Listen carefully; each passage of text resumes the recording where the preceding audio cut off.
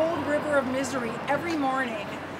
And people just grab onto my foot, hoping I can save them. And at the end of the day, I would just shake them off and watch them float away. There's so little I could really do to change these cycles of poverty and violence and drug addiction and mental illness. But what I felt like was each day that I handled one person and touched their life in a small way and made them feel like they had somebody who was advocating for them and getting them help and just making them feel like they had a place in our system and hopefully changing people one family, one person at a time was incredibly rewarding.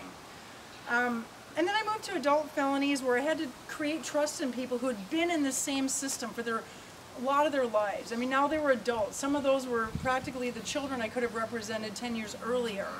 And now here they are in the adult system. And now what? And so, again, I felt like my job was to create a voice for them in court, to allow them to feel like they really mattered. And as just one anecdote, oftentimes I'd meet my clients in a jail cell in the courtroom. There'd be like 15 guys. And, you know, it was San Diego at the time, and it was mostly people of color.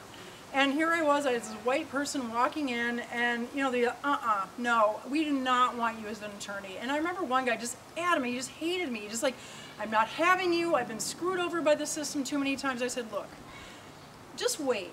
Just give me one hearing with you. Just let me try. Just tell me your story, and let me just see how things go. And then if you don't want me, I'll see what I can do to get you a different attorney. So we went into court, and I'd heard his story, and I really argued, and I didn't win the hearing. But afterwards he said, you know, you listened to me, and you cared about me, and you actually made the argument that I wanted you to make.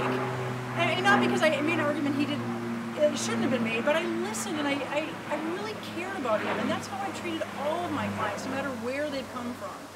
And I want to carry that over into being a judge. And you know, people aren't going to win just because they come from a certain place in life, but I want anyone who's been in my courtroom to leave knowing they got a fair trial, knowing they got a fair hearing, knowing I heard their message, knowing that I treated them with compassion and respect and dignity, and knowing no matter what the outcome, when they leave my courtroom, they know that they got a fair result. And that is so important to me because I've watched judges do that very well, and I've watched judges not do it well. And I've always said as an attorney, I want to do that well someday. Someday I want to be a judge, and I want to give people the fairness and the compassion and the dignity that everyone deserves in a court of law, no matter where they come from.